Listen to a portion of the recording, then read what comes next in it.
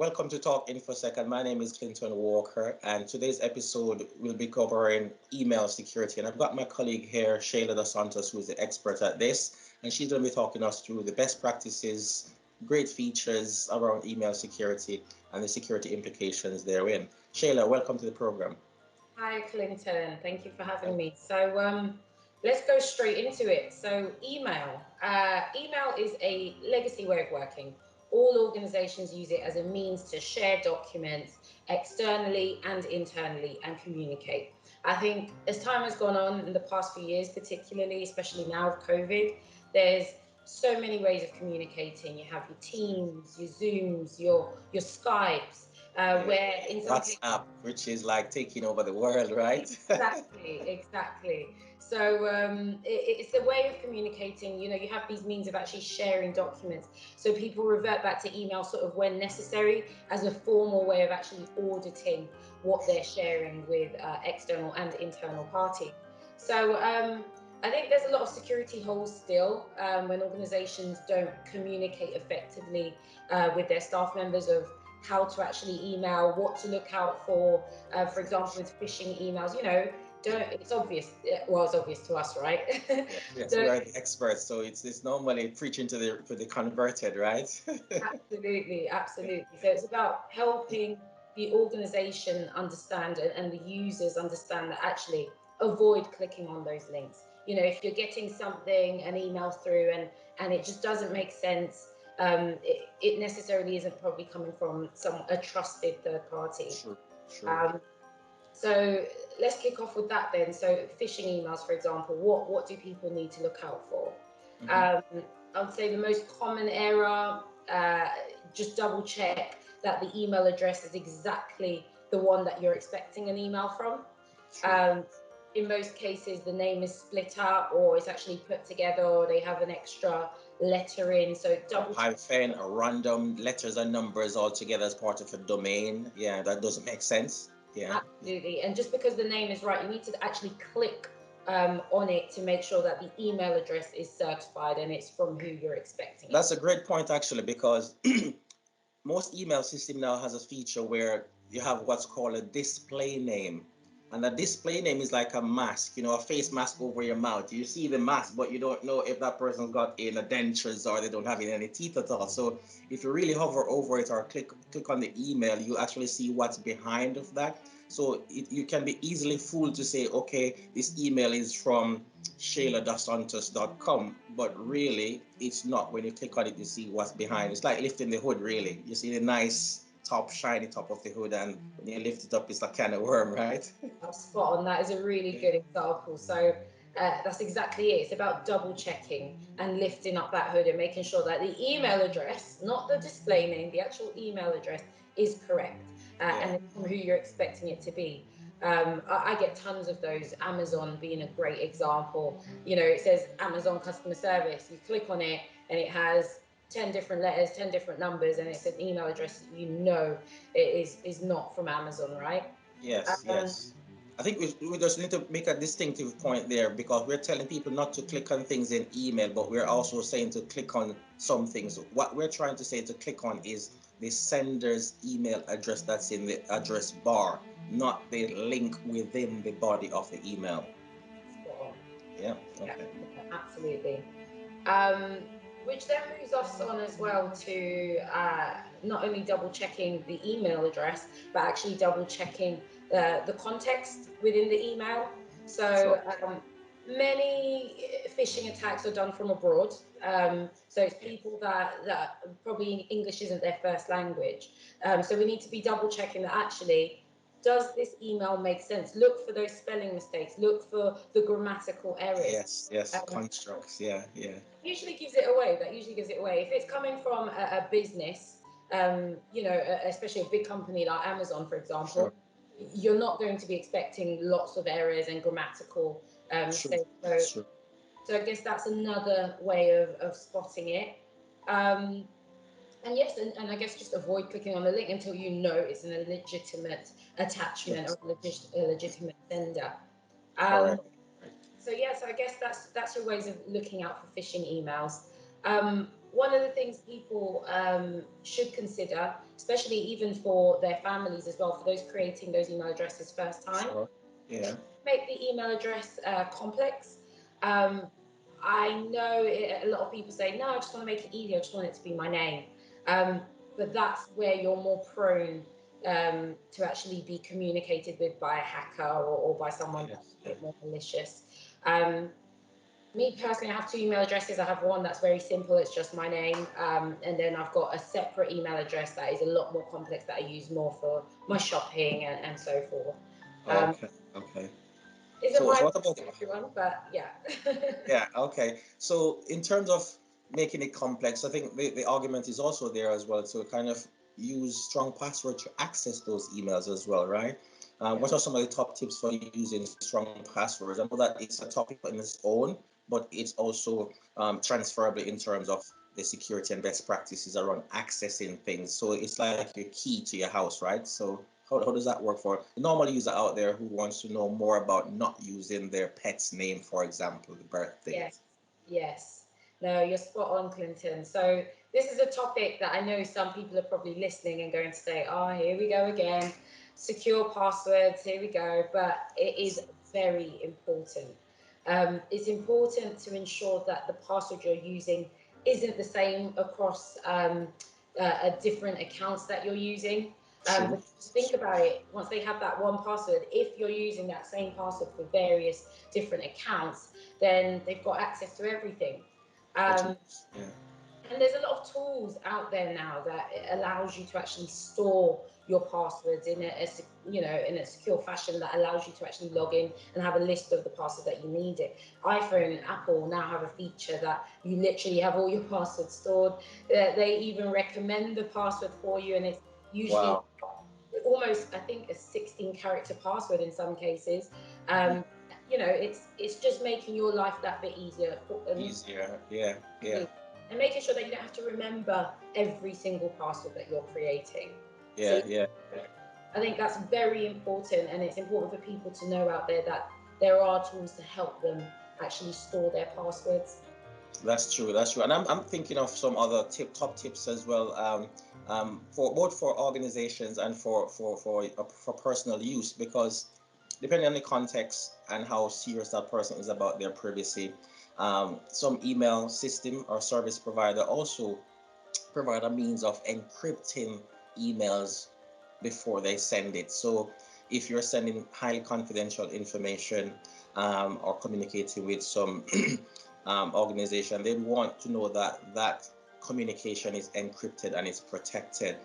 And some companies even also on another aspect of that have a system whereby they classify emails. So depending on the nature of what's been talked about or written about in that email, they classify it. Oh, is it is public or it's private, it's confidential as well. So there are various means of managing the security around emails and the contents of email, as well as the communication and making sure that it's encrypted end to end as well. So those are some top tips there as well. Anything else that you want to cover off on email best practices and security? I think you've just touched on something very important. Absolutely, classifying what you're sending, right? There are again many tools, not only for organisations, but if you're someone that does, you might be a two-man band. It might be a very small company that you're working with. Sure. It's about, you're right, just adding that classification to the email simply by having in the subject line highly confidential, or in the actual Yes. message body highly confidential. As a recipient to your email, Yes. Yes. my instant reaction or instant response will be to take care. Take Yes. care Yes. of that email, and make sure that the attachment is saved securely and it is dealt with in a secure manner, right? Sure. So absolutely, you've hit on something very, very important that I think a lot of people don't realize. They think data classification, they think document classification, but email's just as important. It's about making who you're communicating with aware of the sensitivity of the information that you're communicating with them. That's correct. And as you're aware, with the proliferation of various apps that integrates messaging in their apps as well, it can cause a lot of people to grow or develop bad habits. And you have this thing, you talked about it earlier about phishing and the context and the grammar. Some people, depending on how they integrate their apps or their communication with the different apps, such as WhatsApp and other apps out there, the way they talk in an app sometimes transferred into the way they talk in a professional sense as well. But again, that shows the dynamics in terms of the shift with different communication for the millennials and the old school of this world as well. So there are a lot of other communication tools out there which have a lot more security embedded in it, and some has less security as well. So just be mindful of what you choose to use as your means of communication. And again, look at the audience. You know, depending if you're communicating on a professional level, choose the right tool to communicate that protects your data and your privacy. And it's not always about you; it's about the other party as well. So be mindful of those communication tools and the risks and benefits around using those as well. Absolutely. Um, no, I think you've touched on that point very, very clearly. Um, One of the other things I guess a lot of people don't take into consideration, especially when they're desperate to have internet connection, is using public Wi-Fi. Um, I I know at least with the younger generation now, it's very normal to want internet and have access to Wi-Fi as quickly as possible, not taking into consideration that actually when it's free in any case, it's not really free. At the end of the day, they're always going to want something out of it, right? They're not just going to give you Wi-Fi. They're going to want some sort of data. They're going to want to know who you are, you know, Sure. why you're using that Wi-Fi potentially, especially me, when I've had to connect to public Wi-Fi when abroad or something, it's always a case of give us your email address, or, Fill why in. I'm shopping with, Yes. They there's want always to create a something. profile, yeah, of you. And I think that in itself, in terms of Wi-Fi usage, that's another topic in itself with the security around it, you know. And I think based on your point that you made earlier about wanting to use free Wi-Fi, Wi-Fi hogging, people are hungry for data, right? So as long as there's something free, they don't mind hopping onto that Wi-Fi, not knowing that it could be a fake Wi-Fi, which is imitating an official brand, your favorite coffee place, but they set up the Wi-Fi and the name of that favorite cafe, fooling you to hop onto that Wi-Fi, and you're none the wiser because you think that you're going to this coffee cafe or this coffee shop where they're offering free Wi-Fi when it's actually someone sitting in the corner using a stronger bandwidth or a stronger signal that's pulling you to them to fill in the details and capturing your data. So just be mindful of how you use those tools in a public setting as well. Absolutely. And in a moment of desperation, if you are in need, and if it is a desktop or a system that is important to you, I would assume that you would have the right antivirus Sure. software up to date, to help protect you in ways that you might not be able to have protection True. for just accessing it. True.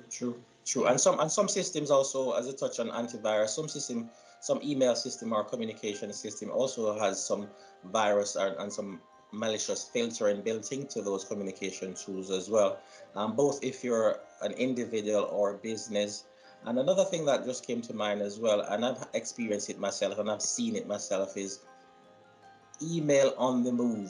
So how often do you see people on the train and they don't have like a screen filter, or you sit behind them and they're looking at this HR document or they're looking at these financial documents, and there are a lot of people that do shoulder surfing. We call them shoulder surfing. You're behind them sitting on the seat and you're looking over, and you could be taking pictures as well. And there's been lots of cases where there's a lot of confidential information being displayed on screen, or people get up from their train seats and go to the toilet or go to the cafe on the train and left their laptop unlocked as well. So just be mindful whilst you're out and about traveling or you do remote working, moving between sites.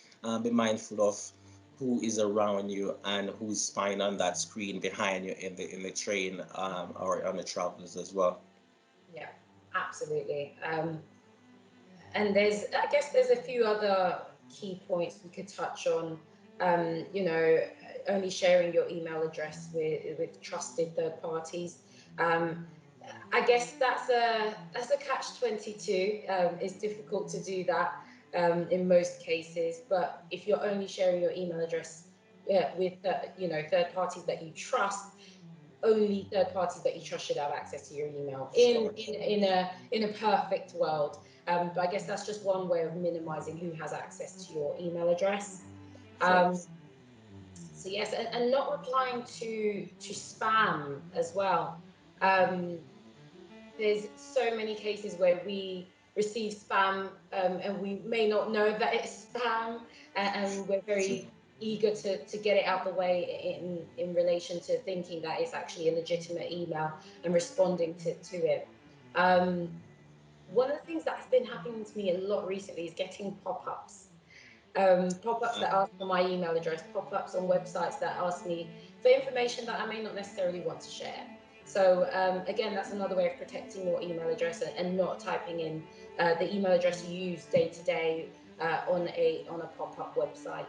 Yeah, yeah, and that links in nicely with a previous topic that we did about reducing your digital footprint as well. So if you can control that to the very minimum and only share if you need to share, and if you have to share it with a third party, make sure it's a trusted third party that you really want to share that with for your benefits and theirs. And if it's for a third party that you work with from a business perspective, it was hoped that they would have actually gone through a due diligence process and they're more of a approved supplier or partner of that business as well.